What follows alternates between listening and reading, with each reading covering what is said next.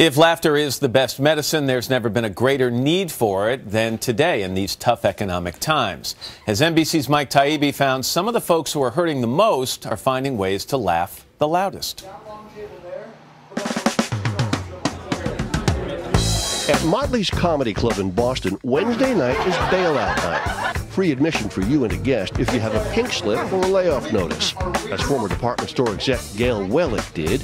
You have to have a good laugh, or you could fall into a really bad place.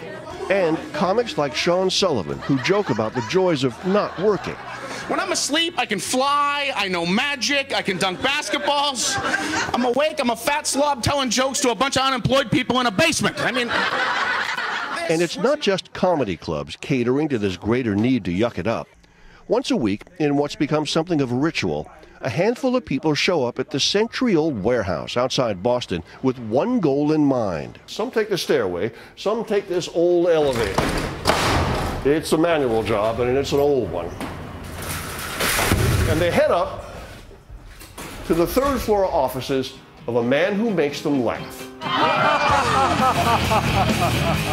He's Dr. Sushil Bhatia, and he hosts one of the many so-called laughter clubs that have sprung up around the country.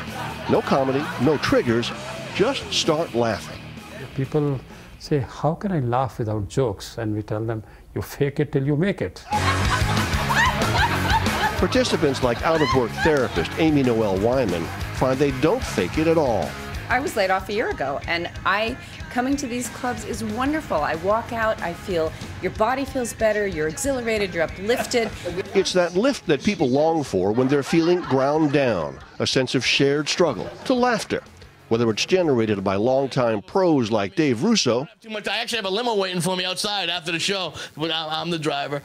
or a laid-off engineer-turned-comedian named Dan Ninen, who used to work for Intel. When I applied for the job, they said, "You're Indian and Japanese? You don't even have to interview."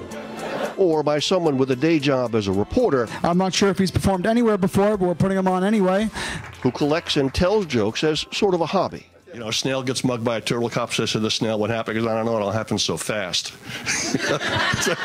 People come in and will say, you know, I really needed this. I get emails through the website, people saying, like, we can't wait to come tonight. I haven't been out in 3 weeks. Going out in search of something guaranteed to make you feel better. A good laugh. And you can't beat the price. For today, Mike Taibbi, NBC News, Boston.